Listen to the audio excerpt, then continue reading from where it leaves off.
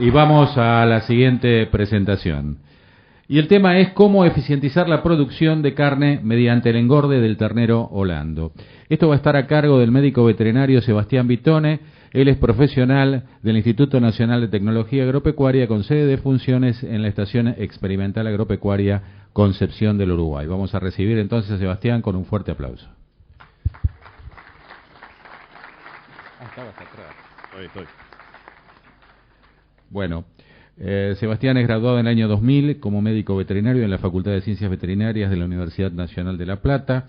En el año 2009 obtuvo el grado de magíster en producción animal en la Facultad de Ciencias Agrarias de la Universidad Nacional de Mar del Plata. Desde el año 2003 se desempeña como profesional investigador en la Estación Experimental Agropecuaria Concepción del Uruguay del INTA, integrando el grupo Nutrición y Sanidad del área de producción animal.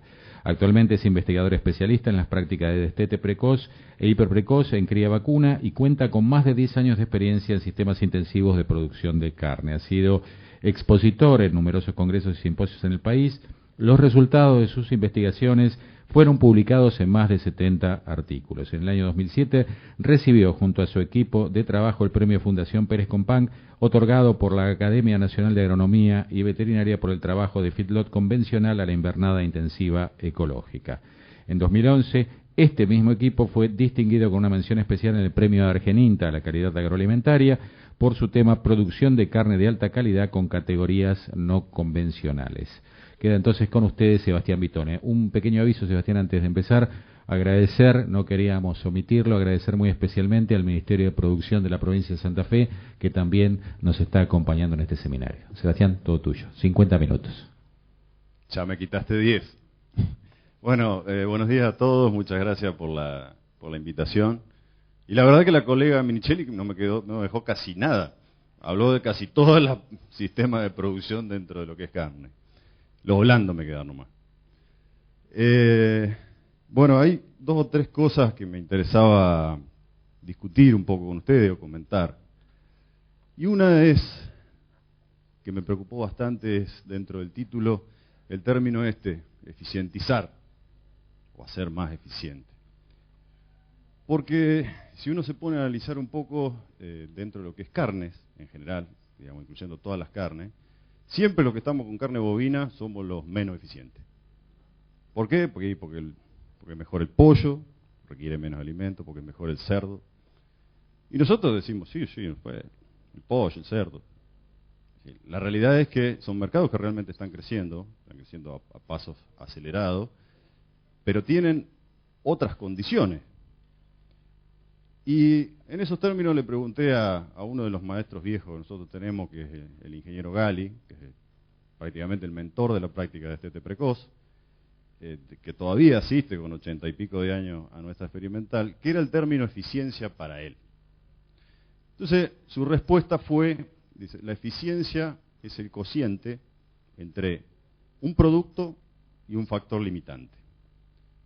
Dentro de los factores limitantes que nosotros tenemos, digamos, si lo vemos desde el punto de vista técnico, como todos los profesionales que asisten a las producciones, y el primer orden dice, la limitante que tiene un sistema para ser eficiente son biológicas.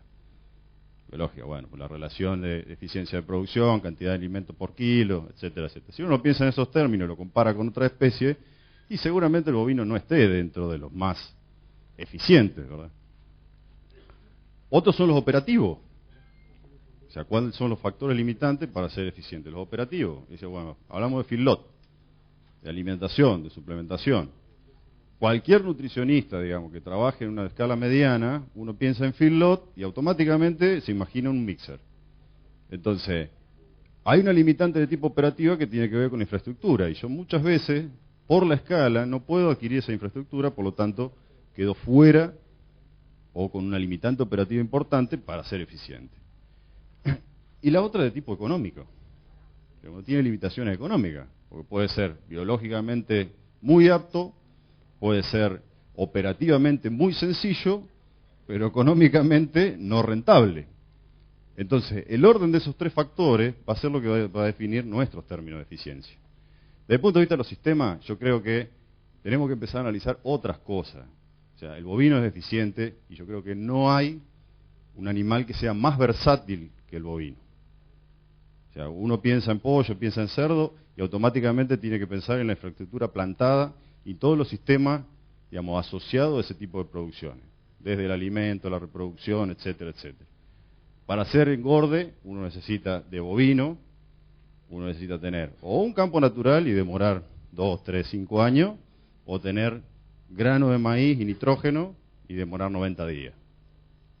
O sea, son dos fuentes de recursos absolutamente distintas, una prácticamente celulosa y la otra prácticamente almidón, y sin embargo el animal sigue produciendo proteína de alto valor biológico. Y eso es lo que nosotros tenemos que rescatar como término de eficiencia para nuestro tipo de animal.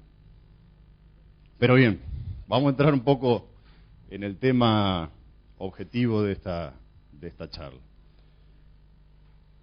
El ternero blando.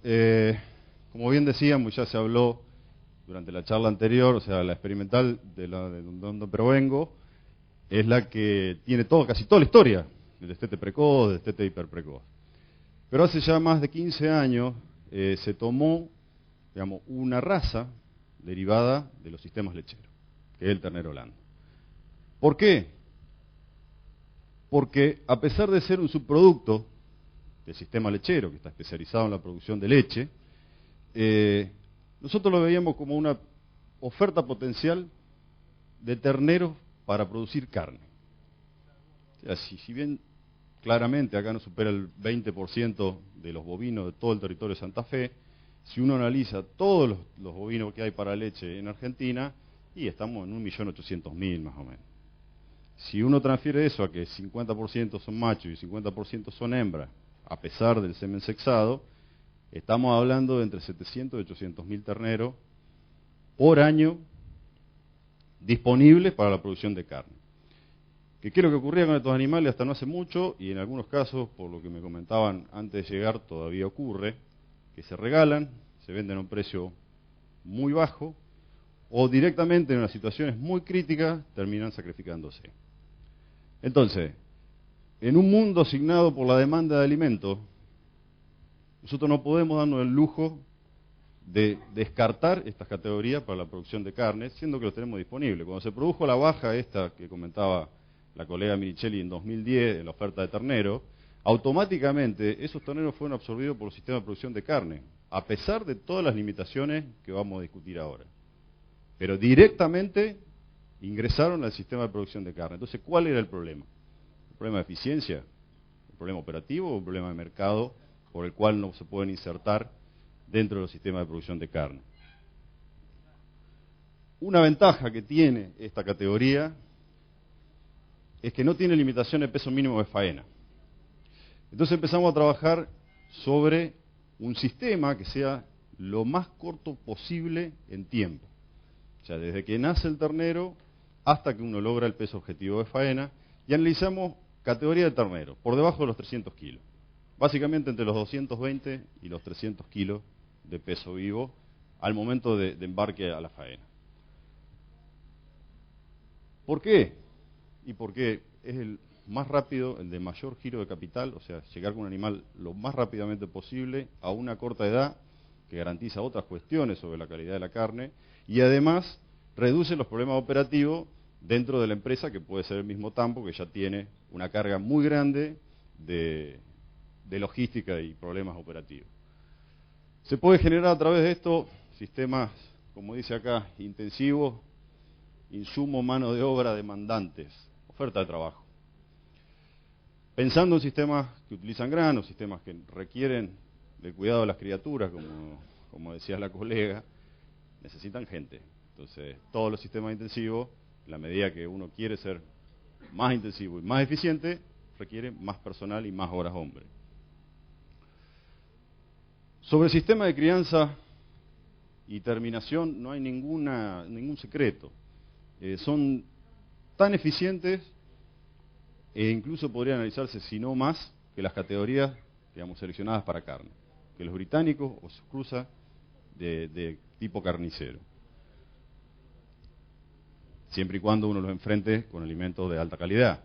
O sea, si nos imaginamos el tradicional overo negro, el novillo que pesa más de 500 kilos, que figura en el mercado, que nació, que se alimentó con lo peor del sistema, de los residuos que dejaba la hembra del tambo, que después pasó una recría de 48 meses en un cañadón o en un bajo salino o en un campo natural degradado, y que después pasó otros 3 años más para llegar a su peso engorde, y lógicamente no va a entrar en un sistema de terminación de alta eficiencia, sencillamente porque solo su rumen debe tener una capacidad de casi 300 litros. Esto, relacionado con los cortes carniceros, era una de las principales limitantes que se encontraban dentro de la inserción a los mercados. ¿Por qué? Porque los carniceros automáticamente veía una media res holando y una media res de un británico, una raza carnicera colgada en el camión, en el gancho del camión, y automáticamente dice, esto holando, no lo quiero. ¿Y cómo sabe el tipo? Si no tiene la camiseta puesta. Nosotros nos preguntábamos eso, esto los carniceros lo saben hace 50 años. ¿Cómo sabe? Bueno, el tipo observa, o sea, la carne del holando es algo más pálida en la categoría de ternero y además tiene una menor cobertura de grasa. Entonces automáticamente se puede diferenciar de una raza de tipo carnicero. Y le atribuyen una baja en el rendimiento al gancho y en los desperdicios. La realidad es esa. O sea, una res holando rinde un 52, 54%, 55%, y a mismo peso de faena un británico estamos pisando el 60 en engorde de corral. Pero es por una selección genética. Estos animales fueron genéticamente seleccionados para producir leche y no carne. Por lo tanto, su población celular de células grasas es muy inferior.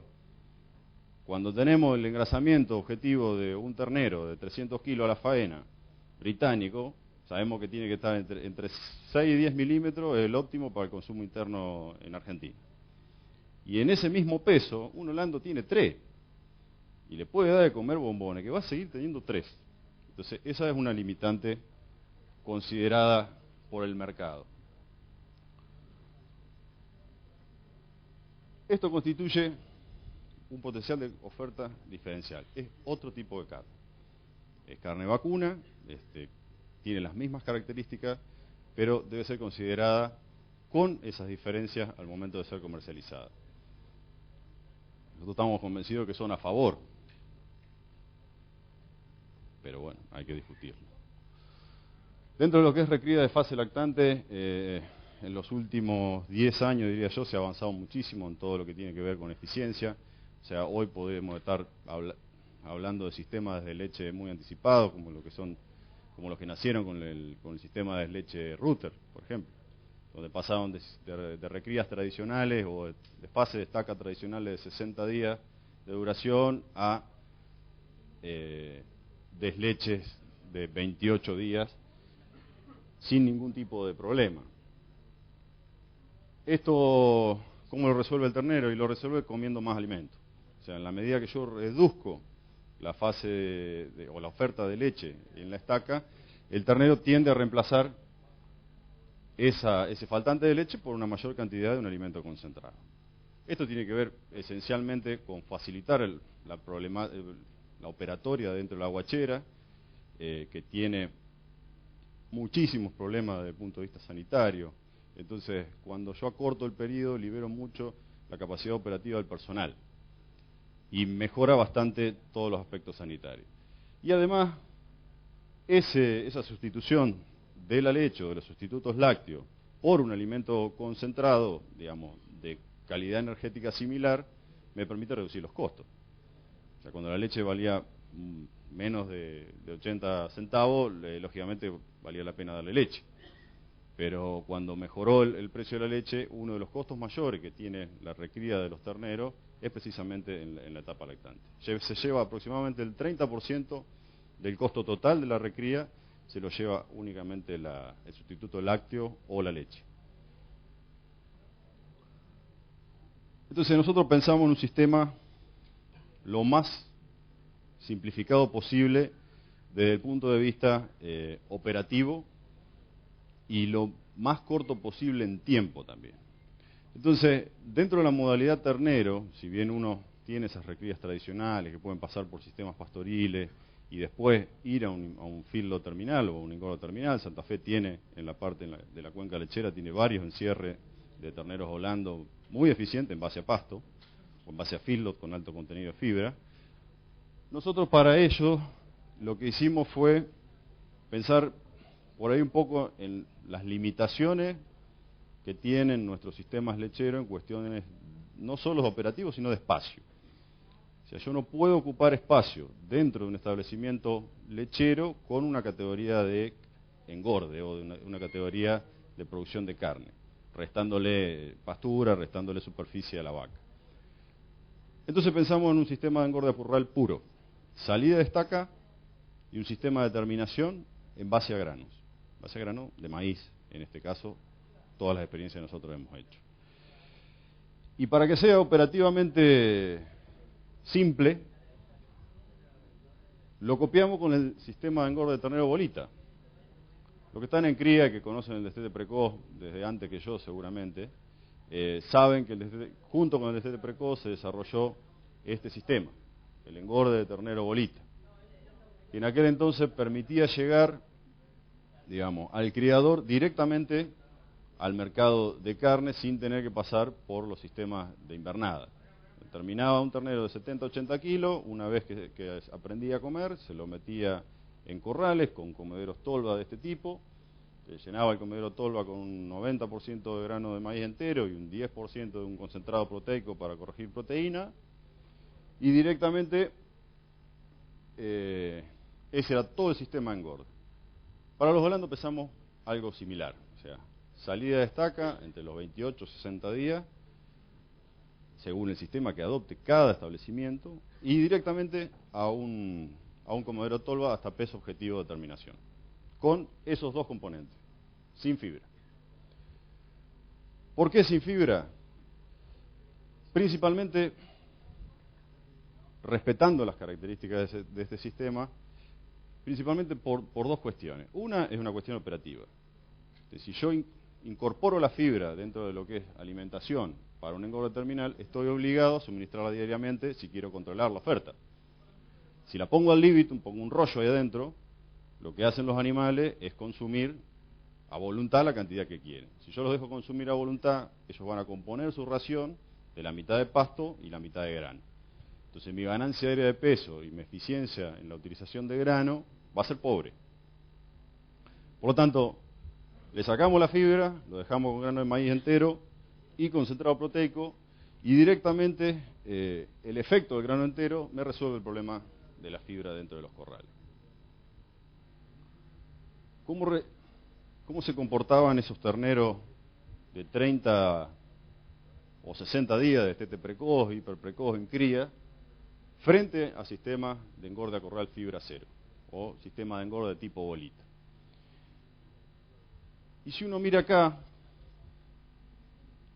lo que es consumo o eficiencia de conversión y lo relaciona con el término de eficiencia, podemos observar que prácticamente en esta categoría, en sistemas de engorde a corral sin fibra, son equivalentes prácticamente a un cerdo en cantidad de kilos de alimento por cada kilo de peso vivo producido. 3,4, 3,1 a un peso de faena de 210 kilos final, que era el peso del bolita. Esta categoría, para el caso de la cría o los animales de carne, dejó de existir con la imposición de peso mínimo de faena. O sea, el peso mínimo de faena se fijó hace ya algunos años en 300 kilos, por lo tanto yo no puedo ir al mercado legal con animales por debajo de 300 kilos. Pensando un poco en esa limitación, también para animales de razas carniceras, nosotros dijimos, bueno, si no puede ser el bolita, tendrá que ser el bolón. O sea, con el mismo sistema de alimentación, pero un ternero más grande. ¿Cómo llegamos a tener un ternero más grande en las mismas condiciones sin tener un engrasamiento temprano? Si yo lo pongo en condiciones de alimentación así al libitum, con ese comedero tolva, el ternero a los 240 kilos el macho va a estar terminado y a los 210 kilos la hembra va a estar terminada con entre 8 y 10 milímetros de grasa de cobertura. De ahí en más, o sea, cada kilo de alimento, cada kilo de peso vivo que yo produzca, me va a costar muy caro y voy a terminar probablemente a los 300 kilos con un animal tremendamente engrasado, que al gancho va a ser seguramente objetado. Entonces empezamos a probar cuánto debería ser la oferta en sistema de alimentación en base a grano de maíz sin fibra, que limite la ganancia de peso y por lo tanto el engrasamiento ese anticipado. Pusimos un testigo al 3% de peso vivo, que es el consumo potencial, le restamos un 30%, la oferta se le da un 30% menos de comer, perdón, un 15% acá y un 30% acá menos de comer, o sea, 2,5% de peso vivo de oferta de alimento o 2% de peso vivo de oferta de alimento. Y sí, nos vimos que en la medida que uno restringía la oferta de un alimento concentrado de alta energía, como puede ser el maíz con un concentrado proteico, uno se encontraba con que los animales tendían a ser más eficientes. O sea, con un 15% menos de oferta de alimento, seguían produciendo 1 kilo por día y seguían teniendo el mismo tenor de engrasamiento. Si lo bajábamos al 2% ya no. Esto es, suministrándole todos los días el 2% de lo que pesa una ración de grano de maíz entero con un concentrado proteico. Limitábamos 800 gramos por día, el ternero se desarrollaba muy bien, con un ritmo de ganancia de peso y evolución equivalente al de una invernada pastoril sobre pasturas cultivadas, y a su vez era mucho más eficiente convirtiendo ese alimento de alto valor energético en kilo de peso vivo. Y esto es tal cual, esto no es base materia seca, son 2.7 kilos de un alimento como el grano de maíz, que tiene un 10% de humedad aproximadamente, por cada kilo de peso vivo producido. ¿No son eficientes? Lo mismo yo puedo plantear esto en un sistema donde utilice un campo natural en base de Gatton Pani con suplementación, y que es un alimento, digamos, de bajo tenor energético y que además tiene un 6% de proteína, un 4% de proteína. Y los animales también producen la misma proteína de alto valor biológico. Demoran más tiempo, ¿no? Y esto también sobre los sistemas de fibra cero, pensado para el ternero, esto que yo le decía que debería ser un poco más grande. Nosotros salimos del ternero bolita por la imposibilidad de venta con un peso mínimo de faena, y uno dice, bueno, uno puede utilizar sistemas de fibra cero en categorías de alimentos, de categorías más grandes, digamos, sin tener problema de timpanismo y acidosis. Sí, no hay ningún tipo de problema. Nosotros lo hemos hecho hasta con animales de 450 kilos, sin darle absolutamente nada de fibra. Se les acostumbra a comer el grano de maíz. Una vez que están acostumbrados, en el término de 10 a 14 días, se dejan solamente con grano de maíz entero y un concentrado proteico o una fuente de proteína. En este caso, esto es una experiencia que terminamos hace muy poquito sobre sistemas fibra cero. Estos son categorías de terminación de hembras a los 340 kilos de peso. Y un poco lo traía, si bien no tiene una estricta relación con el holando, pero un poco lo traía pensando en lo que les comentaba hoy de la versatilidad que tiene el bovino. Esto que dice acá en este nombre comercial son cápsulas de nitrógeno, o se conoce como urea protegida de liberación controlada o urea de liberación lenta. Lo que hace esto, veo que la urea, digamos, se incorpora en las raciones para bovino, pero siempre tiene que estar por debajo del 1% de peso vivo, porque si no es tóxica, automáticamente la rápida disponibilidad de nitrógeno en el rumen, digamos, si uno no tiene una fuente de energía y las bacterias no lo aprovechan, aparecen la sintomatología clínica, porque eleva la uremia, elevan los niveles de detoxificación, etcétera, etcétera. Este tipo de productos aparecieron en el mercado internacional hace unos 7, 8 años. Las que se conocen en Mercosur o en Sudamérica son dos, una es francesa y la otra es americana. Y esto apareció como interesante porque esta es Argentina. Entonces, empezamos a evaluar y dice, bueno, esto puede funcionar. Y bueno, vamos a probarlo. Entonces, utilizamos esta fuente de nitrógeno, que es una herbácea protegida de liberación controlada, grano de maíz y grano de sorgo, maíz entero y sorgo molido, y lo pusimos en un sistema Gorda Corral, sin fibra, diferentes dosis, diferentes tenores proteicos, junto con un testigo de espeler de soja, o sea, un 10% de inclusión de espeler de soja. La realidad es que, como les comentaba al principio, con nitrógeno y una fuente de energía, estos bichos siguen produciendo proteínas de alto valor biológico, siguen produciendo carne. Entonces, en términos de eficiencia, hay que tener mucho cuidado al decir que los bovinos no son eficientes, al menos en los términos de la versatilidad que tienen para producir carne con diferentes fuentes. Bueno, acá están los pesos, o sea, es comparable tranquilamente con un feedlot de cualquier característica. Lo interesante de este tipo de producto es que es un 8%, perdón, es un 80%, representa un 80% menos de volumen. Porque en este caso yo estoy dando 800 gramos de espeler de soja y en este caso estoy dando 100 gramos de este otro producto para reemplazar el igual terno proteico. Si eso uno lo traduce en lo que es distancia, o sea, en transporte hoy, que es una de las cuestiones que más mayoritariamente pesan en costo, es un octavo, se transporta un octavo de producto, por lo que representaría una fuente de proteína como el espeler de soja. Si fuera espeler de girasol, probablemente sea más. ¿Cómo se comporta el holando?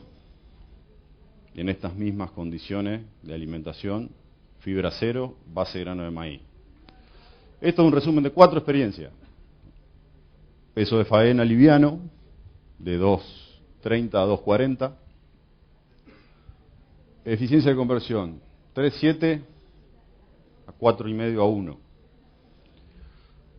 Y acá empieza a aparecer un poco lo que les comentaba yo hoy, respecto a la selección genética y el tipo de animal y las diferencias que tienen con las razas o biotipos carniceros. O sea, y sí, uno lo mira acá y el rendimiento es pobre. Uno mira, el rendimiento al gancho es pobre. Cuando vimos esa serie de limitaciones, dijimos, bueno, a ver, ¿cuál sería la mejor relación entre sistema de producción y duración en el corral, rendimiento al gancho y valorización carnicera?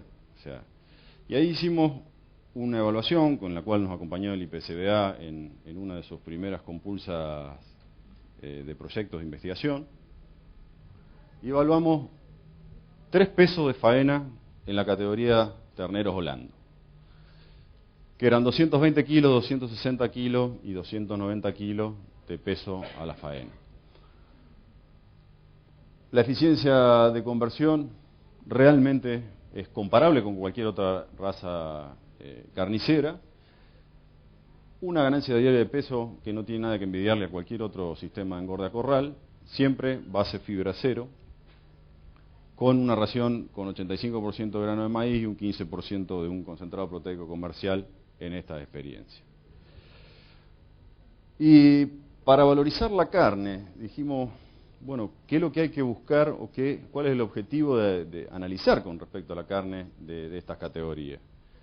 Y nos encontramos que las necesidades y los criterios de los diferentes actores de la cadena son distintas. O sea, la información que requiere cada uno de ellos son distintas. En el caso del productor ganadero, ¿qué es lo que nos interesa como productores ganaderos respecto a la calidad de carne? Y a lo que a nosotros nos interesa el peso de faena, el grado de terminación, el engrasamiento, digamos, prefaena, y el rendimiento al gancho, porque muchas veces nos pagan por rendimiento al gancho. Si lo mira la industria frigorífica, a veces yo todavía me sorprendo, pero es notable la diferencia conceptual que tienen con respecto a la carne en la que nosotros tenemos como productores. Nosotros lo vemos en el sistema de producción, cuánto gana por día, digamos, es un sistema de producción, digamos, agropecuario. Cuando llega el frigorífico, es un insumo para una producción industrial.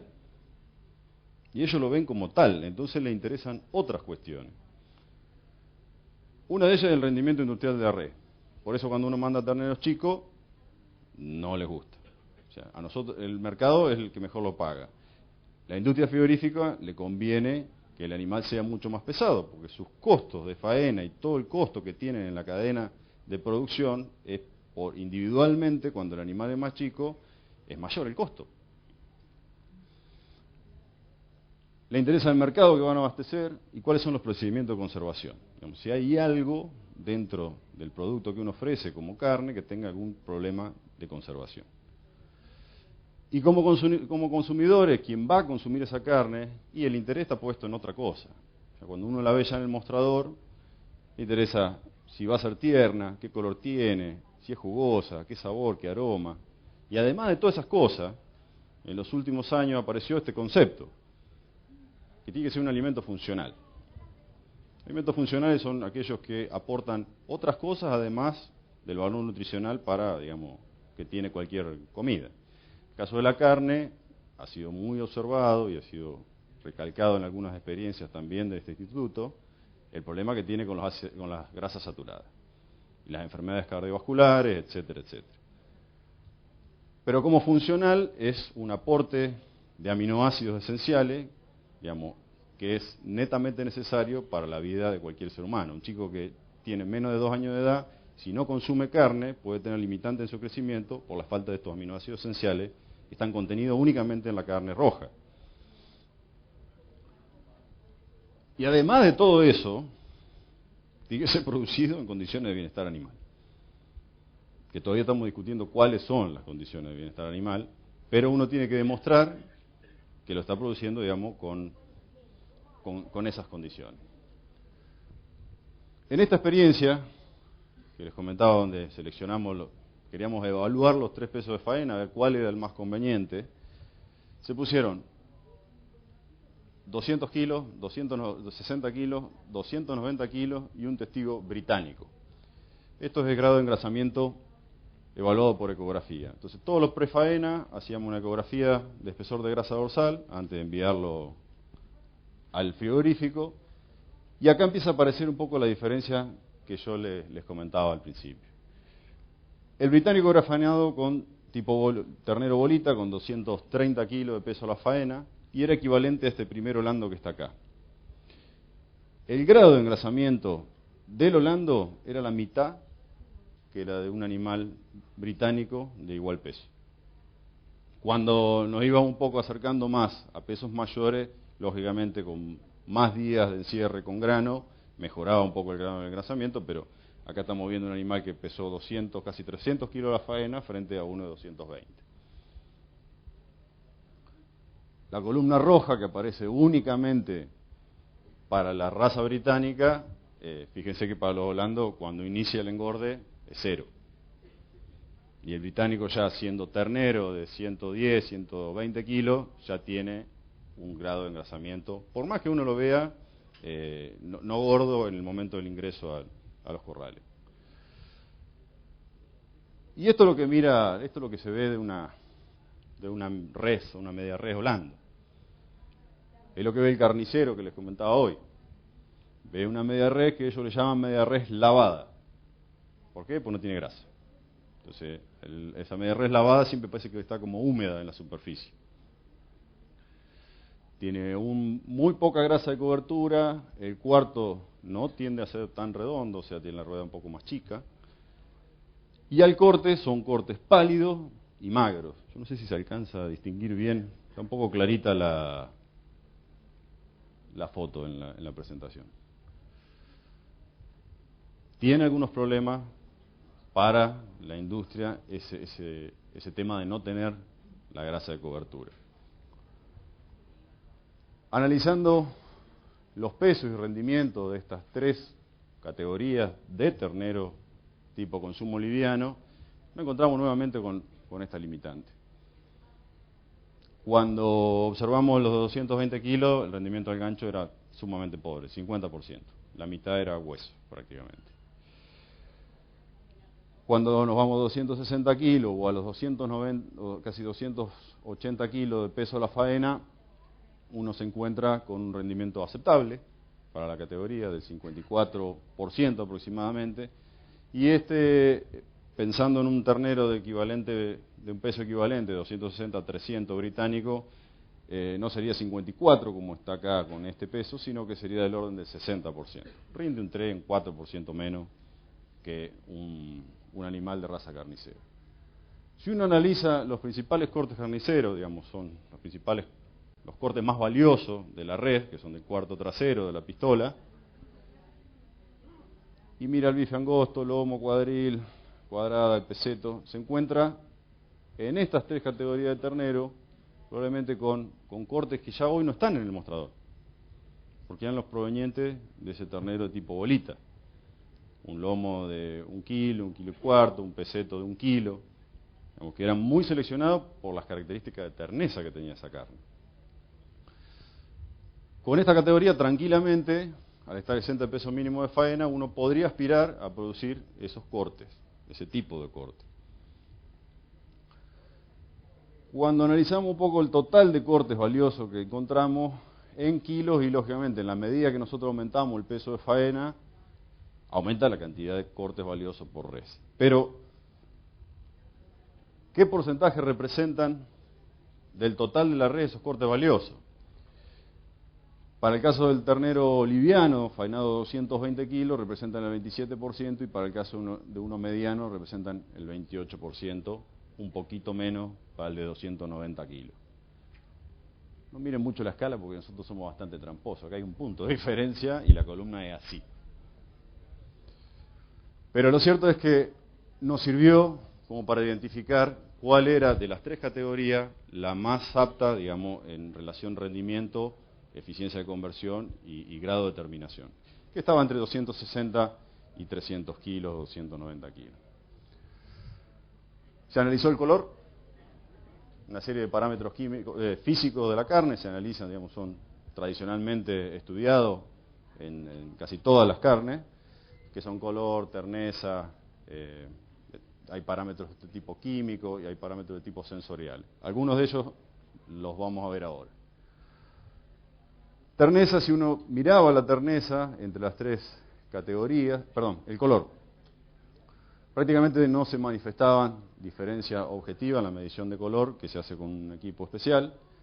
Sí se veía que a medida que los animales eran más chicos, el color tendía a ser algo más pálido. En el caso de la columna esta rosa, creo que dice color B de la grasa, tampoco se encontraron diferencias desde el punto de vista estadístico, pero se acentuaba el color amarillo de la grasa en la medida que los animales se hacían un poquito más grandes. ¿Qué? Una medición de color que uno diga se acentúa el color amarillo no significa que la grasa se volviera amarilla, sino que había una que era de un color, de un pigmento distinto que el otro. En cuestiones de terneza y grado de marmoleo, que es grasa intramuscular, no había tampoco diferencias estadísticas, pero lógicamente en la medida que el animal era más grande y tenía algo más de grasa intramuscular, mejoraba también la terneza, y no se encontraron ninguna diferencia de terneza para un ternero de 290 kilos respecto de un británico de 220. Dentro de lo que es análisis sensorial, interesa el aroma, aromas y sabores extraños, el tejido conectivo, la jugosidad, el sabor. Se analizaron nuevamente estas tres categorías de hablando frente al testigo y no se hallaron diferencias. No había diferencia de ninguna de estas características frente al tipo de carne que nosotros conocemos, digamos, como más tradicional. Lípidos totales, tampoco se encontraron diferencias. Estos animales son muy magros en la cantidad de lípidos totales frente a un animal más chico de raza carnicera, no se hallaron diferencias en lípidos totales. Tampoco se hallaron en el perfil de ácidos grasos. Este perfil de ácidos grasos es un perfil de ácidos grasos que está muy relacionado con el tipo de alimentación también. Recuerden que estos eran todos sistemas de tipo bolita fibra cero y a grano de maíz entero, es feedlot. Entonces, por ahí si uno analiza la relación ácidos grasos saturados versus los poliinsaturados no es tan favorable como la que tendría en un animal alimentado a pasto, ¿no? Pero de todas maneras, en este caso, tampoco se encontraron diferencias entre británicos y las categorías de Holanda. Los aminoácidos que comentabas hoy, tanto los esenciales como los no esenciales y totales, tampoco presentaron diferencia. Y si uno mira un poco las categorías estas de Holanda, el testigo británico y un animal un poco más pesado, se encuentra que entre un británico y un holando terminado a corral, como en este caso, las características de la res en espesor de grasa dorsal, en área de ojo de bife, en grasa intramuscular, son bastante similares. Empieza a haber algunos ruidos con respecto a lo que les comentaba recién, de lo que son grasas saturadas, por el sistema de determinación que tienen, esto también era engorda corral, y la relación omega 3, omega 6, que es la que se busca dentro de los alimentos funcionales. Pero bueno, hasta ahí veíamos que era eficiente desde el punto de vista de la producción, o sea, frente a grano, 3,5 granos por kilo, cada kilo de peso producido, en un animal faenado con menos de 11 meses de edad, o sea, un sistema con un giro de capital muy alto, muy rápido. Pero dijimos, bueno, ¿se puede vender esto? Porque para poder producir se puede producir, eficiente es eficiente en el campo. ¿Quién lo puede comprar? Y ahí nos asociamos con una empresa local, que era un tambo bastante grande, unos 600 vientres ahí cercano a la experimental de Concepción del Uruguay, con un frigorífico donde se faenaron los animales, con 5 carnicerías, donde se vendió la carne de esos animales en la ciudad de Concepción del Uruguay, y además hicimos una prueba de degustación con un grupo de 40 personas, donde mayoritariamente eran periodistas locales no vinculados con los sistemas de producción agropecuaria. Frente a las carnicerías, el primer problema que se presentó era que nos vendieran esta carne, porque no la querían bajar. La diferencia es, al tener menos contenido de grasa y hacer más pálida, no la querían bajar porque ellos decían, no, te rinde menos. Bueno, tenían razón en parte. Sobre puntualmente 2 cortes. Uno, el chuletero, porque al no tener grasa, cuando lo cortan por la sierra, las fibras tienden a desmenuzarse y queda mal, digamos, de mal aspecto en el mostrador. Y otro que lo observaron era el asado. Porque el asado, digamos, es un asado prácticamente sin grasa, muy poquita carne, porque un animal muy joven, calculo un ternero de 260 kilos, las costillitas son así. Entonces, en esos 2 cortes ellos manifestaban dificultades, decían, bueno, no lo vamos a poder colocar. Ahí le dimos la derecha. Sin embargo, se le hizo una encuesta a las 5 carnicerías, y el resultado de ella fue algunos puntos de los que vamos a señalar ahora. A todos les pareció un buen producto, independientemente de la primera observación y el rechazo por aspecto. Ninguno tuvo dificultades para venderlo.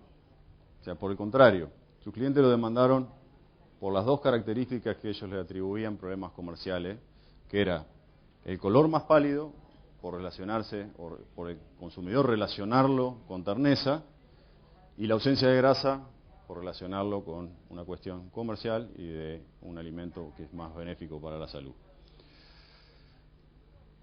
Y acá vino una pregunta un poco que nos interesaba saber, digamos, porque formaba parte de las limitaciones del mercado. Y bueno, ¿cuál es el problema? Si la carne, digamos, no es vendida o tiene una característica que la gente no busca, póngala más barata. La vende más barata y la va a vender igual. Bueno, lo cierto es que el 80% de las carnicerías usaron el precio en su momento de ternero o ternera, que es el precio más alto que hay en el mercado, para vender los cortes de los holandos. La mayoría de ellos manifestó también intenciones de volver a comprar carne de estas características sin tener ningún tipo de problema. Entonces, ¿a dónde se presenta el problema? ¿En la camiseta nomás o en todas las percepciones que tenemos los diferentes actores del mercado de lo que significa esta raza dentro de los sistemas de producción de carne? En la encuesta, se hizo una encuesta también en una prueba de degustación, como les comentaba recién, que se hizo con un grupo de diferentes actores de la sociedad no vinculados al sector de producción de carne, y estos tres aspectos nos llamaron también bastante la atención. La terneza teníamos certeza que iban a ser animales tiernos, porque son realmente animales muy jóvenes, son animales que tienen entre 10 y 11 meses de edad a la faena, y sería muy extraño que fueran duros. El gusto de la carne, que nosotros, por lo menos yo cuando me acuerdo, hace 15 años atrás, uno la olía nomás la carne en la parrilla, sabía cuál era de filo y cuál no. Entonces dijimos, bueno, esto es 100% grano. Entonces acá tiene que saltar de alguna manera, digamos, el sistema de alimentación y tiene que haber algún tipo de rechazo.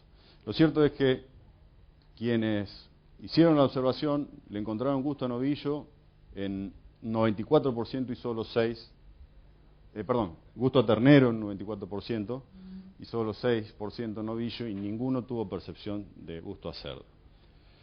La explicación de esto es el contenido de grasa por un lado, o sea, al tener menos contenido de grasa, la percepción del gusto es menor, porque está metido ahí, digamos, lo que le da el gusto de ese cerdo a la carne está metido ahí. Y la otra es que ya nos acostumbramos.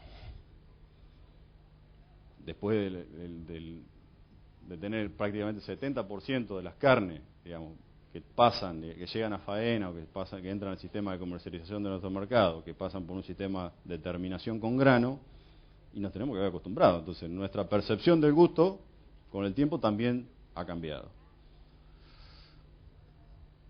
Entonces, uno tiene una cantidad de información con respecto a estos tres puntos, lo que es recría y terminación, que es óptimo, no hay ningún tipo de problema.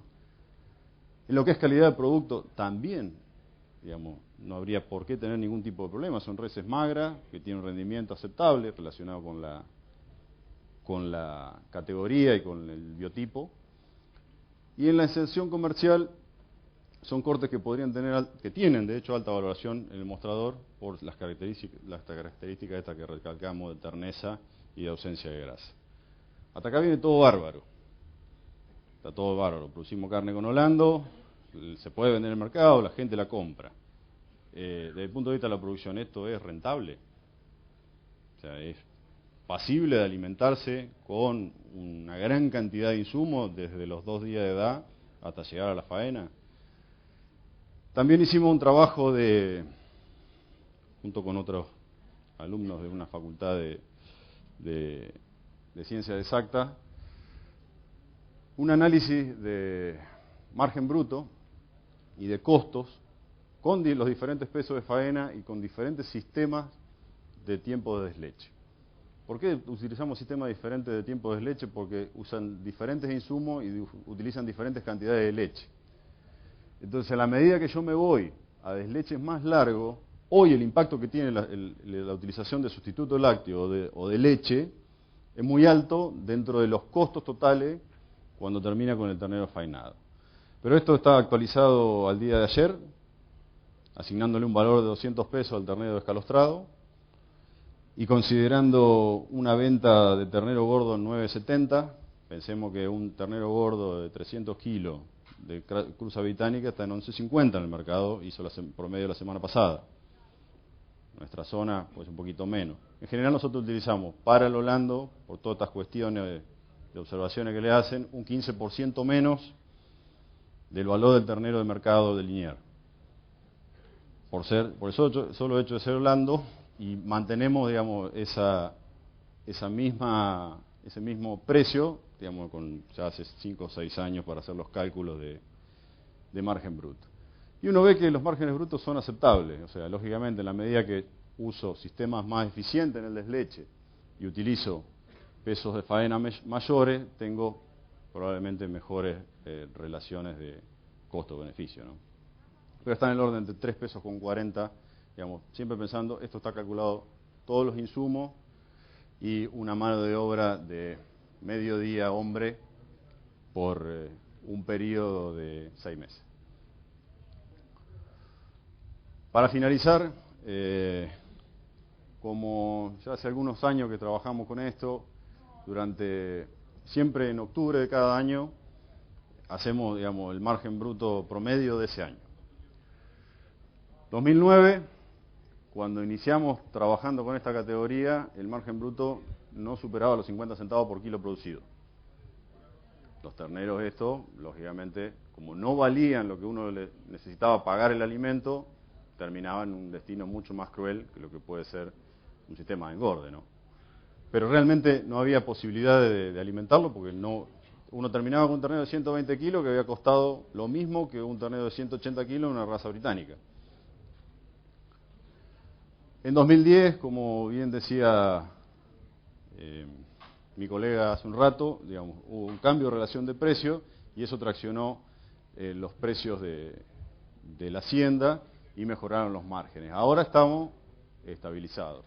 Lo cierto es que en los últimos 2 años el precio de la hacienda, todos sabemos que se ha movido bastante poco, o sea, se estabilizó en un precio y lo que sí vienen subiendo de atrás un poquito mensualmente son los insumos. Entonces, esto es un margen bruto calculado para finales de 2012 y este es al día de ayer, en abril de 2013, y estamos en el orden de los 3 pesos a 3 pesos con 50 de margen bruto por kilo producido. Entonces, volviendo a los términos de eficiencia que me quedé pensando del título de si somos más o menos eficientes. Yo creo que dentro del orden de los factores limitantes, cuando uno analiza la eficiencia, el de primer orden es este.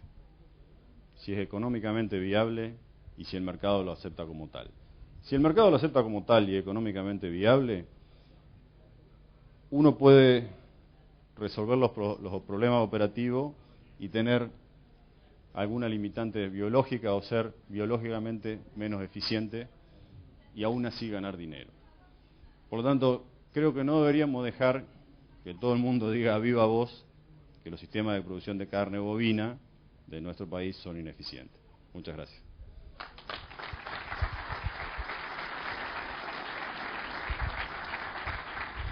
Muchísimas gracias, Sebastián Vitone, profesional del INTA Concepción del Uruguay.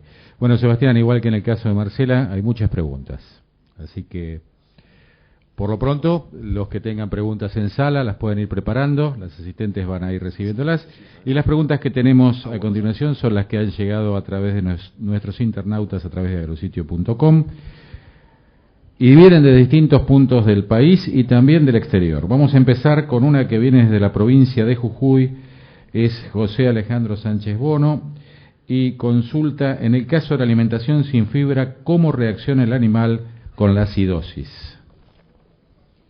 Bien, en general, esto nosotros tenemos bastante práctica por el ejercicio que le comentaba que inició hace más de 20 años con los terneros provenientes de Precos, ¿no? Cuando los animales son más chicos, como los holandos que se acostumbran a comer alimentos a muy temprana edad, todo esto de acostumbramiento a los sistemas sin fibra es mucho más sencillo, ¿no? Y no hay ningún tipo de problema. O sea, esto uno le retira la fibra, lo deja con grano de maíz entero y concentrado proteico o una fuente de proteína alternativa como la que comentamos y no hay ningún tipo de problema. Hay algunas reglas. O sea, la regla principal es utilizar grano de maíz, o sea que lo que le permite al animal masticar ese grano y a través de la masticación generar un efecto buffer por producción de saliva en el rumen, o sea, eso hace que el pH se estabiliza. El grano entero, además, al estar entero, lo que hace es tomar diferente tamaño de partículas, por lo tanto tiene diferente velocidad de degradación también en el rumen luego de ser masticado. Y a su vez el animal demora más tiempo en consumirlo. Cuando uno suministra, el alimento molido lo traga. Ahí como está obligado a masticarlo, digamos, todo hace que demore más tiempo en ingerirlo. Todas esas cosas hacen que se regule automáticamente cualquier problema de timpanismo o acidosis que pueda presentarse. Es una pregunta muy frecuente, pero la realidad es que hoy en Argentina en particular hay muchísimos emprendimientos grandes que ya prescinden de la fibra hace varios años. Bien, acá tenemos otra pregunta, viene desde acá, desde Santa Fe. Silvana Mochen de Reconquista pregunta, quisiera saber la eficiencia en la conversión promedio con respecto a las razas europeas. La diferencia. No, habla de eficiencia. No, la eficiencia está en el orden de 3,5 a 4,5.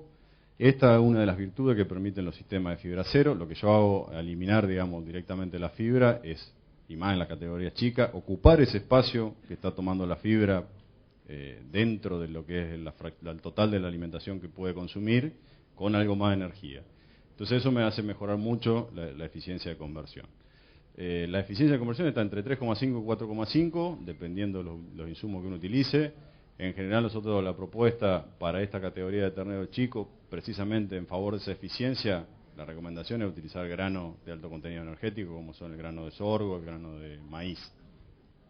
Si bien he visto otro sistema de alimentación con eficiencia un poquito más alta, digamos, utilizando un 60 o un 70% de silo de pastura o silo de sorgo o maíz aquí en Santa Fe, pero ahí la eficiencia de conversión se va en 5,5 a 1.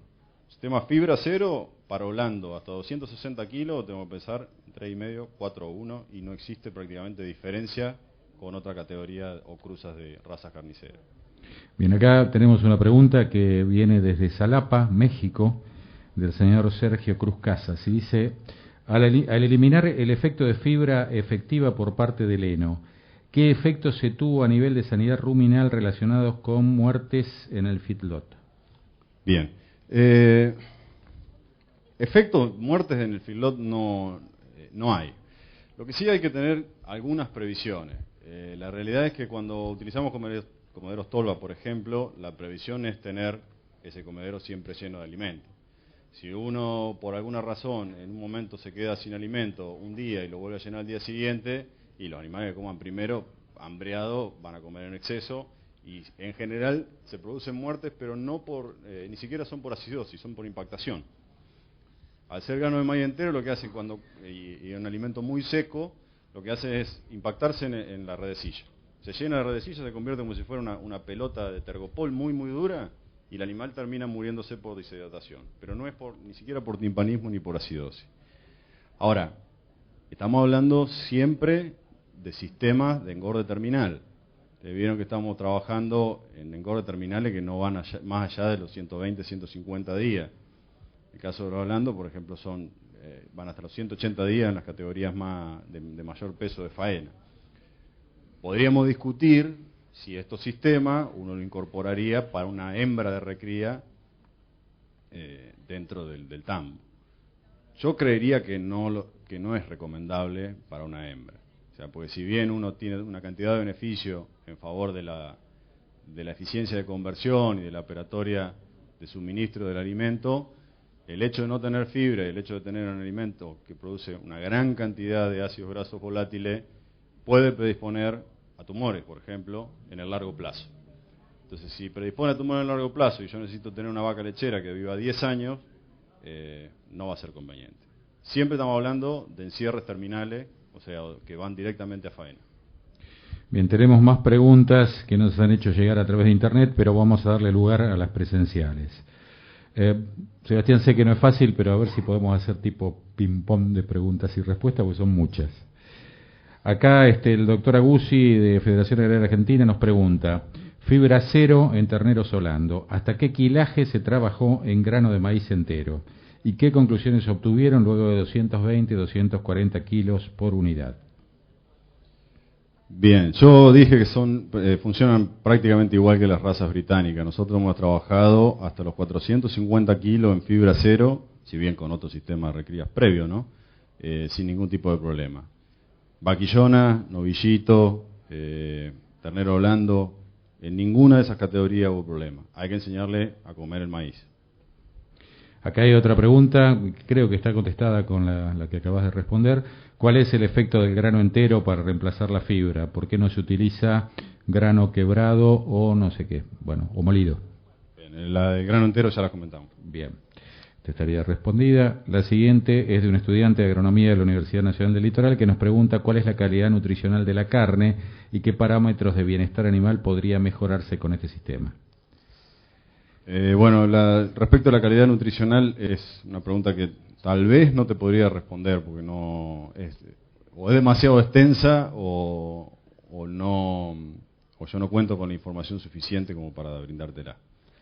Respecto a los sistemas de bienestar animal, Yo no lo incorporé en esta exposición, pero dentro de estos mismos sistemas fibra acero y utilización de tolva, pensemos que estamos trabajando con una infraestructura mínima. O sea, nuestro mayor capital de explotación, o sea, todo nuestro capital en el emprendimiento es el capital de explotación, los animales y el alimento. Después la infraestructura es un comedero de tolva que vale 3.000, 4.000 pesos, que pueden ser de madera, hasta de chapa o de cualquier otro elemento muy, muy económico, y cercos eléctricos. Nosotros desarrollamos otra modalidad que se conoce en la jerga con un nombre de fantasía, con el nombre de feedlot ecológico. Que no es ni feedlot ni es ecológico. Pero es un encierre que ocupa esencialmente granos, con un sistema de fibra acero, como los que estuvimos comentando, y pretende mitigar el impacto ambiental de la producción, digamos, de la contaminación por exceso de deyecciones y mejorar las condiciones de bienestar animal. ¿Qué es lo que hicimos? Es darle más espacio a los animales. O sea, se utiliza entre 8 y 10 veces más espacio de lo que utiliza un encierre convencional. Nosotros el feedlot utilizamos entre 10 y 20 metros cuadrados por animal.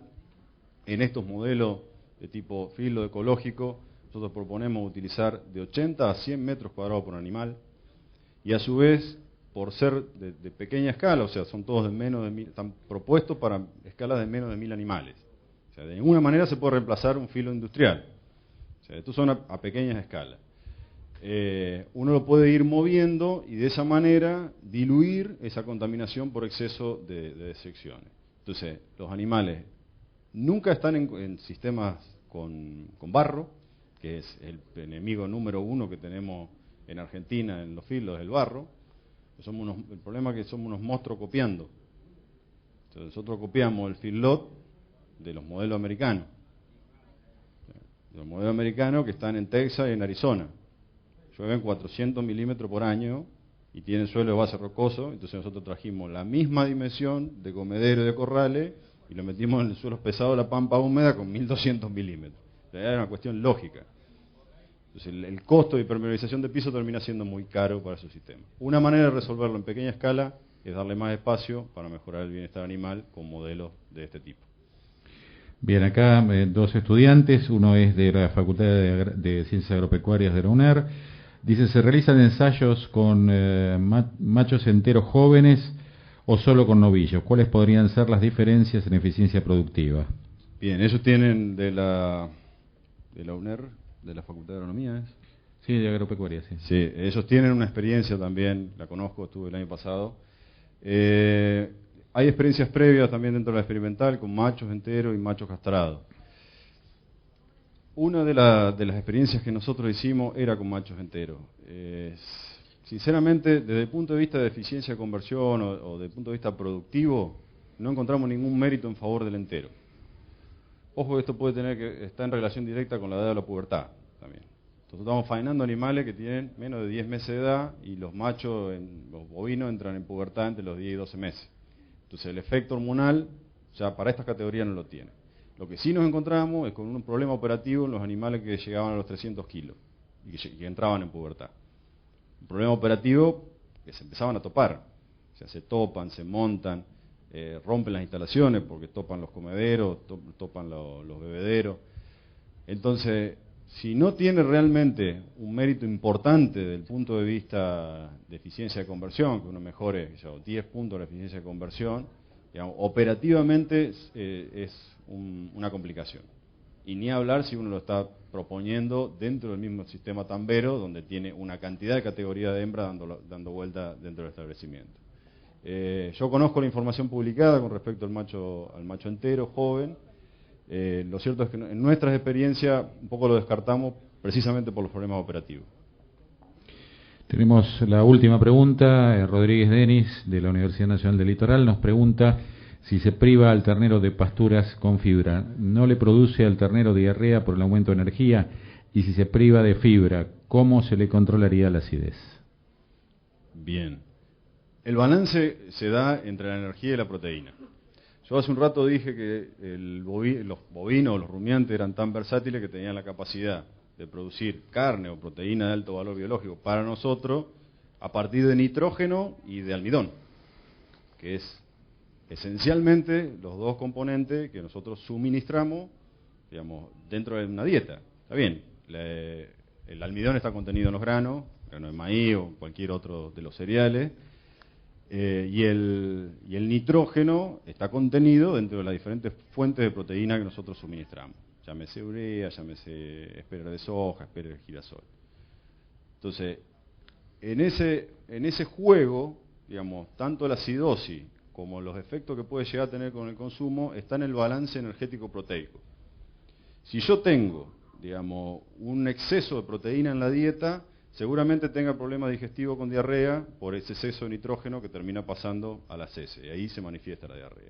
Si yo tengo por defecto una menor oferta de proteína, o no le estoy pegando con la oferta de proteína y doy casi toda energía, lo que voy a tener también es nuevamente diarrea y una baja en el consumo, porque los microorganismos ruminales no están teniendo los dos productos esenciales que utilizan para producir la proteína microbiana, que después se convierte, digamos, o es absorbida por el bovino y se convierte en proteína animal.